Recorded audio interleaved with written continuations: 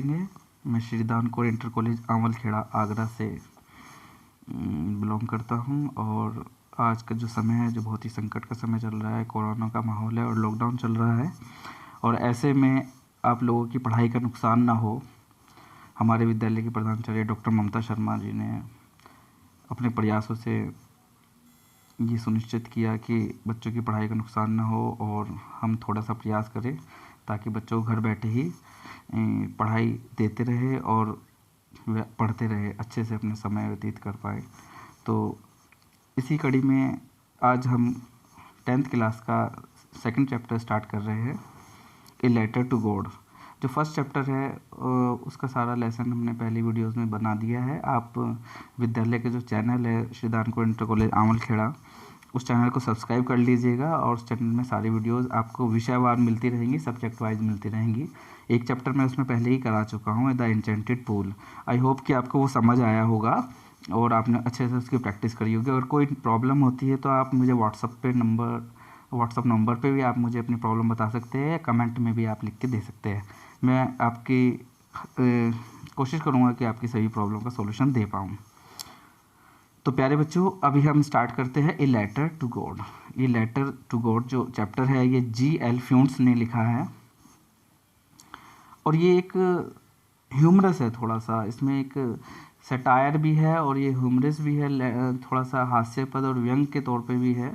तो आपको इसको पढ़ने में मज़ा आएगा, बट इसमें एक सीरियस मैसेज भी है और वो मैं आपसे जब चैप्टर कंप्लीट हो जाएगा वो लास्ट में मैं आपसे पूछूंगा कि इसका मैसेज क्या है, वास्तव में राइटर क्या मैसेज देना चाहता है इसमें। A letter to God, letter माने पत्र, चिट्ठी, टू गॉड भगवान के लिए, यानी एक चिट्ठी एक पत्र भगवान के लिए इस चैप्टर का नाम है। आइए आगे बढ़ते हैं। लेटेस्ट जो चैप्टर स्टार्ट होता है द हाउस। द हाउस का मतलब घर।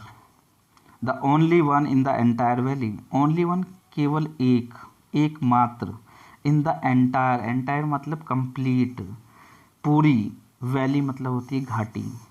अब आप घाटी पूछेंगे घाटी होती क्या है? A place which is surrounded by mountains. आपने देखा होगा एक ऐसी जगह जो पर्वतों से घिरी हुई हो। कहने का मतलब है कि आपने देखा पर्वत, चारों तरफ पर्वत ही पर्वत है और बीच का जो हिस्सा होता है उसको हम घाटी बोलते हैं, जो पर्वत के नीचे गहराई में हिस्सा होता है ना। तो उस चीज़ को वैली कहते हैं। तो वैली पूरी घाटी में एक अकेला मात्र घर था, set on the crest of low hill, जो सेट स्थित था, सेट ऑन क्रेस्ट, क्रेस्ट का मतलब होता है चोटी पर, ऑफ लो हिल जो सबसे छोटी चोटी थी उस घाटी में, उसकी चोटी पर ये घर स्थित था। एकमात्र घर था ये। कहाँ पे था? छोटी सी हिल, हिल मतलब पहाड़ी पर, पहाड़ी की जो सबसे छोटी पहाड़ी थी उसकी चोटी पर एकमात्र घर था। उस घर के बारे में बात हो रही है।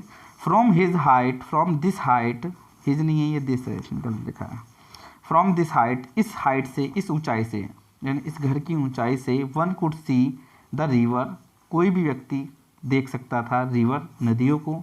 The field of ripe corn, ripe corn यानी पके हुए मक्का के खेतों को देख सकता था। डॉटेड विद, डॉटेड विद जो घिरे हुए थे, लगे हुए थे, विद द फ्लावर्स यानी कि फूलों से भरे हुए पके हुए मक्का के खेतों को इस ऊंचाई से देख सकता था।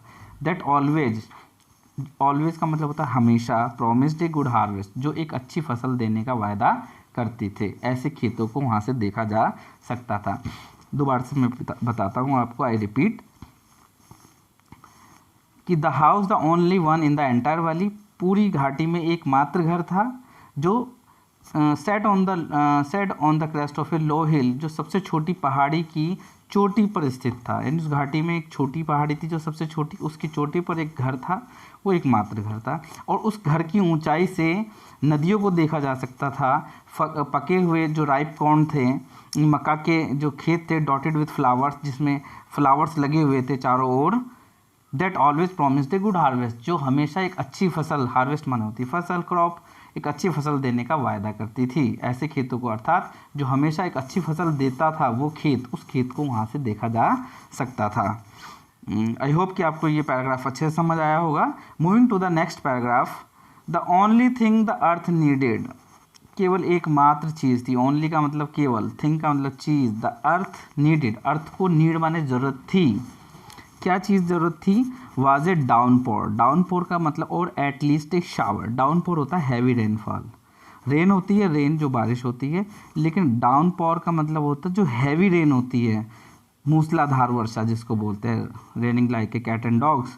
तो वाज ए डाउनपोर, जो अर्थ को ज़रूरत थी वो एक डाउनपोर की ज़रूरत थी और एक मूसलाधार वर्षा की ज़रूरत थी और एटलीस्ट ए शावर या एक शावर की ज़रूरत थी।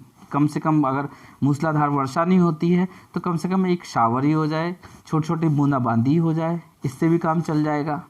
Through out the morning Lencho, through out यानी सुबह से ही लेंचो। लेंचो हमारी इस कहानी का कैरेक्टर है लेंचो। देखिए ये एक फॉरेन कहानी है, फॉरेन स्टोरी है, ये इंडियन स्टोरी नहीं है जिसमें नाम अब हमारे जैसे नाम हो कि रामलाल, श्यामलाल, इस तरह के नाम नहीं। वहाँ पे अंग्रेजी नाम है, तो अंग्रेजी नाम है नहीं, लेंचो से मतलब वहाँ पे नाम है जो लेंचो है। आपको बड़ा अजीब सा लग रहा होगा ये क्या नाम है लेंचो, लेकिन वहाँ पे इसी तरह से नाम चलते हैं। थ्रू आउट द मॉर्निंग जो लेंचो है, who knew his fields intimately. Intimately मतलब पूरी तरीके से, जो अपने खेतों को बहुत ही अच्छे तरीके से जानता था, उससे पूरी तरह से परिचित था। हैड डन नथिंग, उसने कुछ नहीं किया। डन नथिंग, नथिंग का मतलब कुछ भी नहीं किया सुबह से उसने। एल्स बट, सिवाय, seen the sky towards the north east, जो नॉर्थ ईस्ट यानी उत्तर पूरब से जो आसमान में बादल आ रहे थे उनको वो देख रहा था। उन्हीं के यानी उत्तर पूरब में जो आकाश था और वहाँ से जो बादल आ रहे थे, बस आकाश की तरफ टकटकी लगाए वो देख रहा था। क्यों? क्योंकि वो अपने खेतों को बहुत अच्छे से जानता था कि उसके खेतों को किस चीज़ की ज़रूरत है, तो उत्तर पूरब से आने वाले बादलों की तरफ, आसमान की तरफ वो टकटकी लगाए सुबह से बैठा हुआ था। He had done nothing else but, सिवाय seen the sky towards the north east, उत्तर पूरब की तरफ, आसमान की तरफ टकटकी लगाने के सिवा उसने सुबह से कुछ नहीं किया। Moving to the third paragraph. Now we are really going to get some water woman, तो अपनी औरत से कहता है नाउ, अब, we are really going, really का मतलब वास्तव में, going to get some water, कहता अब मुझे लग रहा है कि वास्तव में कुछ पानी ज़रूर पड़ेगा। सम का मतलब कुछ, वाटर का मतलब, गोइंग टू का मतलब होने वाला है। Really going to get some, अब हम कुछ पानी हमें मिलने वाला है, अब निश्चित तौर से कुछ पानी पड़ने वाला है। द वूमन, जो औरत थी उसकी, हु वाज प्रिपेयरिंग सपर, जो सपर बना रही थी। सपर का मतलब होता है रात का खाना, ठीक है ना। जैसे सुबह के खाने को बोलते हैं हम ब्रेकफास्ट, फिर आपका हो गया लंच, और शाम का खाना हो गया डिनर, और जो लेट नाइट खाना होता है उसको हम सपर बोलते हैं। हु वाज प्रिपेयरिंग सपर, जो रात का खाना बना रही थी, रात्रि का भोजन बना रही थी जो औरत, रिप्लाइड, वो बोली, yes God's willing. God's willing का मतलब होता है भगवान ने चाहा तो। भगवान ने चाहा तो, भगवान ने चाहा तो का मतलब अगर भगवान की इच्छा हुई तो ज़रूर ऐसा होगा। जैसे कहते हैं ना कि भगवान ने चाहा तो ऐसा होगा, इफ़ गॉड्स विलिंग, तो उसने कहा कि हाँ अगर भगवान ने चाहा तो ज़रूर पानी बरसेगा। The older boys were working in the field, जो ओल्डर बॉयज़ थे, जो बड़े लड़के थे यानी जो युवा थे, वर्किंग इन द फील्ड, वो खेतों में काम कर रहे थे। While the smaller ones were playing near the house, और जो स्मॉलर वंस थे, जो छोटे बच्चे थे, वो घर के आसपास ही खेल रहे थे। Until the women call to them, until जब तक कि नहीं, उस औरत ने जब तक कि उन्हें पुकारा नहीं, कम फॉर डिनर, आओ खाना खा लो, जब तक कि औरत ने ये नहीं कहा कि आओ खाना खा लो, तब तक क्या था, जो बड़े लोग थे वो खेतों में काम कर रहे थे और जो छोटे बच्चे थे वो अपने घर के आसपास ही खेल रहे थे, ठीक है। It was during the meal, during का मतलब दौरान, it was during the meal that just as Lencho had predicted, predicted का मतलब होता है फोरकास्ट, फोरटेल, फोरटेल का मतलब भविष्यवाणी करना। It was during the meal, ये भोजन के दौरान की बात है। जस्ट एज, जैसा कि, लेंचो हैड प्रिडिक्टेड, जैसा कि लेंचो ने पहले ही भविष्यवाणी की थी, ठीक है ना। क्या भविष्यवाणी की थी, प्रेडिक्शन उसने क्या दी थी कि बारिश होगी, कुछ पानी पड़ेगा। Big drops of rain began to fall, बड़ी बड़ी बूंदे, ड्रॉप माने होती है बूंद, बिग माने बड़ी, of rain began to fall, began to का मतलब है पड़ने लगी, फॉल का मतलब पड़ने, है ना, गिरने लगी। बिगन टू का कोई चीज़ होने लगता है तो उसको हम बिगन टू से यूज़ करते हैं वर्ड को। ये सेंटेंस में स्ट्रक्चर है, बहुत अच्छा यूज़ होता है इसका बिगन टू, ठीक है ना।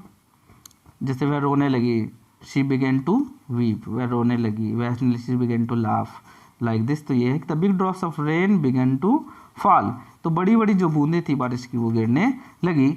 इन द नॉर्थ ईस्ट, उत्तर पूर्व से huge mountain of clouds could be seen, huge बड़े बड़े जो माउंटेन्स थे क्लाउड्स के, बादलों के, पहाड़ के पहाड़, could be seen approaching, approaching का मतलब आते हुए दिखाई देने लगे, अप्रोच माने आना होता है। The air was fresh and sweet, जो हवा थी वो बहुत ही फ्रेश ताज़ी दिखाई दे रही थी, और स्वीट बड़ी मीठी मीठी मधुर मधुर जो हवा थी वो चलने लगी। आपने देखा होगा जो मौसम होता है बारिश का, एक अलग ही उसका अलग ही मज़ा होता है ना, जो मिट्टी की खुशबू आती है, हवा चलती है, तो एक खुशबू अलग ही आती है उस हवा में, है ना, बादलों वाले और बारिश वाले में। तो सेम वही चीज़ थी, एयर वाज फ्रेश, बिल्कुल तरोताज़ा हवा लगने लगी, और स्वीट और मधुर मधुर हवा बहने लगी।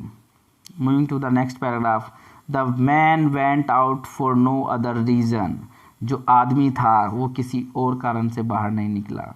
The pleasure of feeling the rain on his body, सिर्फ एक ही कारण से बाहर निकल पड़ा, नो अदर रीजन, कोई और कारण नहीं था, केवल देन क्या था, टू हैव द प्लेजर, वो प्लेजर लेना चाहता था, खुशी लेना चाहता था, of feeling the rain on his body, यानी बारिश की बूंदें अपने शरीर पर डलाकर वो उसका जो आनंद महसूस करना चाहता था, केवल इसी कारण के लिए वो बाहर निकल आया। कौन?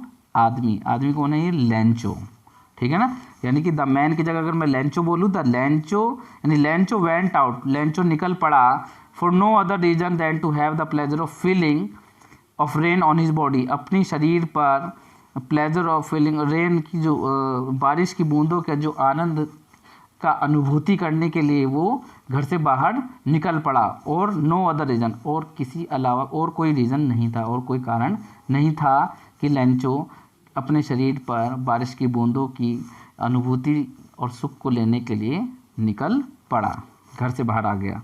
एंड व्हेन ही रिटर्न, और जैसे ही वो वापस आया, ही एक्सक्लेम्ड, उसने कहा, क्या कहा, यानी एक्सक्लेम यानी वो सरप्राइज होकर बोला, these are not rain drops, ये रेन ड्रॉप्स नहीं है, फॉलिंग फ्रॉम द स्काई, जो आसमान से गिर रही है। These are not rain drops, ये रेन ड्रॉप्स नहीं है जो फॉलिंग फ्रॉम द स्काई, जो आसमान से गिर रही है, ये रेन ड्रॉप्स नहीं है, ये बारिश की बूंदें नहीं है। दे आर न्यू कॉइन्स, अरे ये तो नए सिक्के हैं।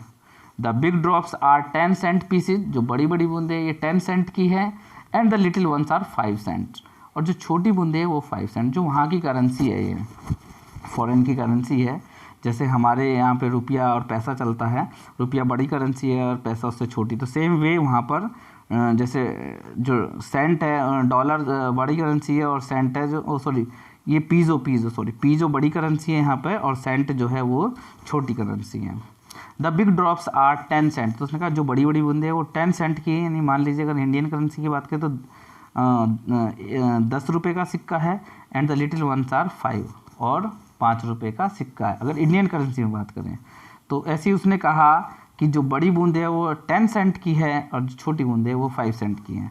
अब मेरा क्वेश्चन आपसे ये है कि लेंचो ने बारिश की बूंदों को सिक्के के रूप में क्यों कहा, बड़े को 10 सेंट पीसेस कहा और छोटे को 5 सेंट पीसेस कहा, ये आप मुझे कमेंट में लिख के बताएंगे, ताकि मैं देख सकूं कि आप चैप्टर को समझ पा रहे हैं नहीं समझ पा रहे। आखिर ऐसा क्या रीज़न था, what was the reason behind he told that big drops of rain is 10 cent and little ones are 5 cent. तो आप इसका रीज़न बताएंगे मेरे को कमेंट में डाल के। Moving to the next paragraph, with satisfied expression, बहुत ही संतोषजनक भाव से, he regarded the field of ripe corn, जब उसने देखा the field of ripe corn with its flowers, जो उसके पके हुए मक्का के खेत थे उनको बड़े ही संतोषजनक भाव से उसने देखा, जिसमें विद इट्स फ्लावर, जिसमें फूल लगे हुए थे। Draped a curtain of rain, drape का मतलब होता है चादर, एक कर्टेन ऑफ रेन, जैसे बारिश की एक मतलब ढक गई थी, ड्रैप माने ढकना, सॉरी, एक कर्टेन माने चादर ऑफ रेन, बारिश की एक चादर ने उनको ढक दिया था। जैसे आपने देखा होगा कि आपकी खेतों में बारिश पड़ती है तो जब बूंदें पड़ती है तो बूंदों की एक चादर सी बिछ जाती है। अगर दूर से देखोगे तो ऐसा लगेगा जैसे बूंदों की एक चादर बिछ गई हो। तो सेम वे जब उसने फ्लावर्स वाले अपने खेतों को देखा, मक्का के खेतों को देखा, तो उसने देखा ड्रैप्ट में बिल्कुल ढक गए हैं, ए कर्टेन ऑफ रेन, जैसे बारिश की चादर से वो ढक गए हैं। But suddenly a strong wind began to blow, began to, फिर वही वर्ड आया है दोबारा कि लगा या लगे। सडनली अचानक, ऑल ऑफ सडन क्या हुआ, स्ट्रॉन्ग विंड, एक बहुत शक्तिशाली हवा, एक बहुत ही तेज हवा, बिगेन टू ब्लो, तेज हवा बहने लगी। पहले तो बारिश हो रही थी, अब हल्की थी हवा, लेकिन तेज हवा बहने लगी। एंड अलोंग विद, और इसके साथ ही साथ, अलोंग विद का मतलब साथ साथ, the rain very large stone began to fall with the rain, और इसके साथ साथ क्या, बारिश के साथ बड़े बड़े large hello stone, hello stone का मतलब होता है ओले, ध्यान रखिएगा, ओले बिगेन टू फॉल, और ओले भी पड़ने लगे। ठीक है, हवा चली, तेज हवा चली, और तेज हवा के साथ क्या हो गया, हेल स्टोन ये भी पड़ने लगे, fall. This truly did resemble new silver coin, ये जो ओले थे वो कैसे लग रहे थे, न्यू सिल्वर कॉइन, जैसे चांदी के सिक्के हो, नए नए सिल्वर कॉइन्स की तरह। आपने देखा होगा ओले, और बच्चे जो है ओले जब पढ़ते हैं तो बड़ा एंजॉय भी करते हैं, उनको इकट्ठा करते हैं, एक दूसरे के कपड़ों में डाल देते हैं, एक खेल होता है, it's a type of game. तो सेम थिंग, तो ओले जब पड़े तो वो कैसे लग रहे थे, जैसे चांदी के सिक्के पड़ रहे हो। द बॉयज, जो लड़के थे, exposing themselves to the rain, उन्होंने क्या किया, वे एक्सपोज हो गए, यानी कि अपने आप को उन्होंने रेन के आगे कूद पड़े।